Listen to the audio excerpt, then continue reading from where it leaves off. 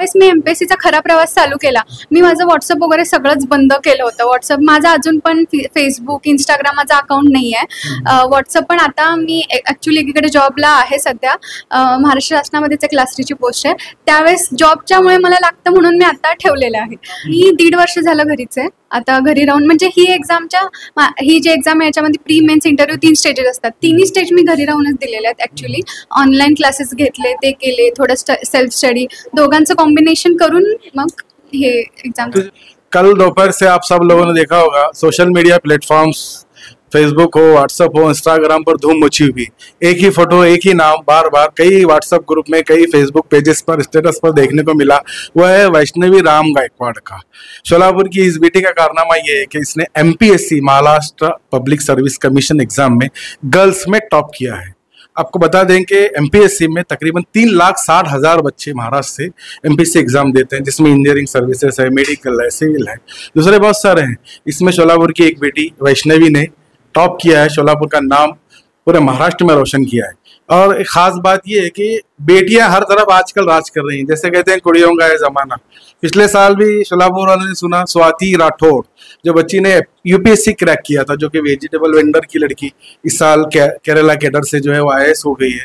अब इसी सिलसिले को आगे बढ़ाते हुए, इसी ताज में एक और पर लगाते हुए वैष्णवी ने जो है एमपीएससी में टॉप किया है। आज हम वैष्णवी के घर पहुंचे हैं, आइए वैष्णवी से बात करते हैं। Vaishnavi, many congratulations to you. Thank you. And how was the journey so far? तुझा प्रवास कसा होता हे प्रिपरेशनचा? मी पहिले मराठी बोल, मराठी मी पहिले ग्रॅज्युएशन सिव्हिल इंजिनिअरिंगमध्ये केलं. त्याच्या आधीपासूनच 10वी पासून चालू होतं की कुठल्या तरी गव्हर्नमेंट सर्व्हिसमध्ये जायचं आहे. मग सिव्हिल इंजिनिअरिंगमध्ये ग्रॅज्युएशन केल्यानंतर असं कळालं की गव्हर्नमेंटमध्ये सिव्हिल इंजिनिअरिंगच्या पण पोस्ट असतात आणि मला ग्रॅज्युएशनमध्ये सिव्हिल इंजिनिअरिंगमध्ये इंटरेस्ट होताच. मग मी म्हणलं इंटरेस्ट आणि ड्रीम दोन्ही कंबाईन होत आहे, तर मग वाय नॉट आपण एमपीएससीच्या सिव्हिल इंजिनिअरिंग सर्व्हिसेस द्याव्या. त्या दिल्या. पहिले पुण्याला 2 वर्ष होते, तिथे क्लासेस वगैरे केले, पण मला थोडंसं पुण्याचं वातावरण आणि ते जमलं नाही. मग म्हणलं घराच्या कम्फर्टमध्ये येऊन आईवडिलांच्या सोबत राहून इमोशनल सपोर्ट असतो आईवडिलांचा, मेंटल सपोर्ट असतो, सो मग इथे राहून करावं म्हणलं. मग मी घरी आले आणि त्यानंतर मग मला वाटतं की खरी जर्नी घरी येऊनच माझ्या अभ्यासाची चालू झाली. गायडन्स भेटला 2-3 सरांचा चांगल्या आणि मग जर्नी चालू झाली. किती वर्ष घरी अभ्यास केला? काय म्हणताय? घरी अभ्यास किती वर्ष केला? मी 1.5 वर्ष झालं घरीच आहे. आता घरी राहून म्हणजे ही जी एक्झाम आहे याच्यामध्ये प्री मेन्स इंटरव्ह्यू 3 स्टेजेस असतात. 3ही स्टेज मी घरी राहूनच दिलेले आहेत. ॲक्च्युली ऑनलाईन क्लासेस घेतले, ते केले, थोडं सेल्फ स्टडी, दोघांचं कॉम्बिनेशन करून मग हे एक्झाम. तुझे वडील शिक्षक आहेत, आई पण शिक्षिका व्हावं असं कधी वाटलं? माझं खरं होतं सेकंड बॅकअप की जर हे नाही झालं तर मी कुठल्या तरी कॉलेजमध्ये लेक्चरर वगैरे करते, कारण मला आवडतं टीचिंगमध्ये, शिकू शकते, तर होतं. पण आता ह्याच्यामध्ये झालं त्यामुळे तो ऑप्शन केला आहे. आता सध्या आपण बघतो की सोशल मीडियाचं डिस्ट्रॅक्शन खूप आहे मुलांमध्ये, मुलींमध्ये.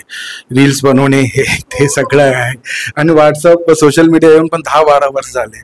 तुझं त्यात अट्रॅक्शन कधी झालं नाही का? कोणते पण वापरावं, ते पण करावं सोशल मीडियाचं? माझं ॲक्च्युली ग्रॅज्युएशनमध्ये पण सेकंड इयरपर्यंत माझ्याकडे फोन नव्हता. ग्रॅज्युएशनमध्ये सेकंड इयरला ज्यावेळेस मला बाहेर इंटर्नशिप वगैरे करावं लागले, पुण्याला वगैरे थोडंसं जावं लागलं, त्यावेळेस मी फोन परचेस केला पुण्याला जायच्या आधी. पण मी व्हॉट्सअप वगैरे जास्त कधी यूज नाही केला. आत्ता पण ग्रॅज्युएशनमध्ये थोडंफार केलं 2 वर्ष. पण ज्यावेळेस मी एमपीएससीचा खरा प्रवास चालू केला, मी माझं व्हॉट्सअप वगैरे सगळंच बंद केलं होतं. व्हॉट्सअप माझा अजून पण फेसबुक, इंस्टाग्राम माझा अकाउंट नाही आहे. व्हॉट्सअप पण आता मी ॲक्च्युली एकीकडे जॉबला आहे सध्या. महाराष्ट्र शासनामध्येच एक क्लासरीची पोस्ट आहे. त्यावेळेस जॉबच्यामुळे मला लागतं म्हणून मी आता ठेवलेलं आहे. मग त्यामुळे नव्हतं, वेळ जातो त्यामुळे मी ठेवलंच नाही. महाराष्ट्राचा कुठला मराठी ऑफिसर तुझा आयडियल आहे का, रोल मॉडेल आहे का, असली ऑफिसर? जसं तुकाराम मुंडे साहेबांचं नाव आपण खूप ऐकतो, तसं कधी विचार केला? आणि आपले मुंबईचे कमिशनर खैरनार साहेब पण एक होते, त्यांचा अभ्यास केला? ॲक्च्युली 2018मध्ये यूपीएससीची टॉपर आहे सृष्टी जयंत देशमुख, सगळेच तुम्ही ओळखत असाल, ती माझी आयडियल होती. त्यांच्या मी इंटरव्ह्यूज वगैरे खूप ऐकलेत, सो त्यांची मला हेल्प झाली, ते आयडियल होते माझे. आता तुझा कुठला डिपार्टमेंट शक्य आहे एमपीएससी पास?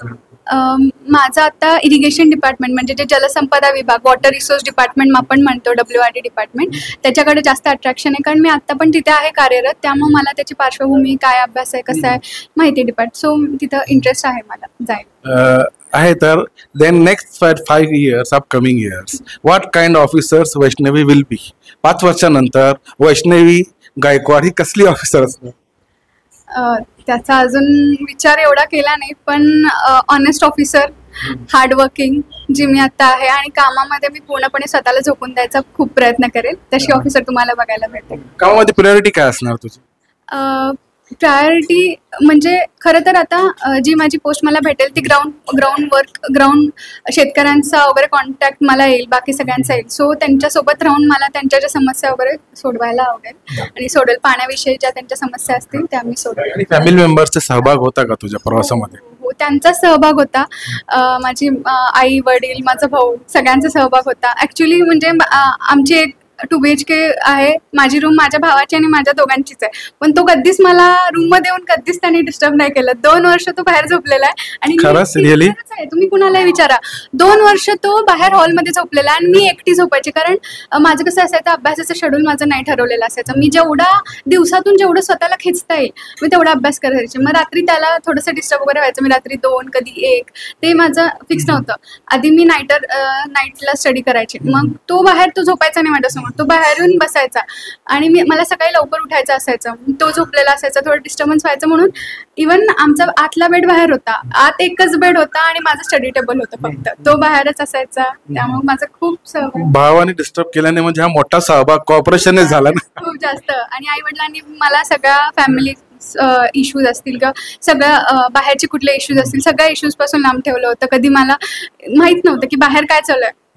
घरातल्यांचं पण ते कधी आजारी असतील, काय असतील, मला काहीच माहित नसायचं. मला फक्त माझा अभ्यास आणि मी एवढंच माहिती होतं. सो त्यांचा खूप मोठा सहभाग आहे. आता MPSC ची तुझं करस्पॉन्डन्स झालंय का? कुठं पोस्टिंग मिळण्याची शक्यता आहे? नाही, तसं अजून काय निश्चित नाहीये. अजून 2-3 महिन्यांनी कळेल की पोस्टिंग वगैरे कुठं भेटेल. आता माझा जनरल मेरिट लिस्ट लागली आहे, नंतर मग पोस्ट वगैरे अलॉट होईल आणि त्यानंतर डायरेक्ट पोस्टिंग का पहिले ट्रेनिंग असणार? पहिली ट्रेनिंग आहे 1 वर्षाची. 1 वर्ष कुठं असते ट्रेनिंग? ती सांगता नाहीत, म्हणजे ऑल ओव्हर इंडिया, पण आम्हाला जिथे जिथे चांगले कन्स्ट्रक्शनचे प्रोजेक्ट चालू आहे तिथे पण नेतात.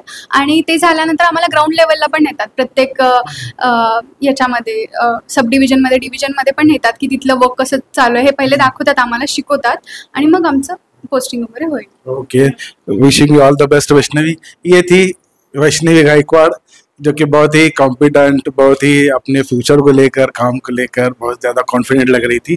हमारी नेक ख्वाहिशात इनके साथ है.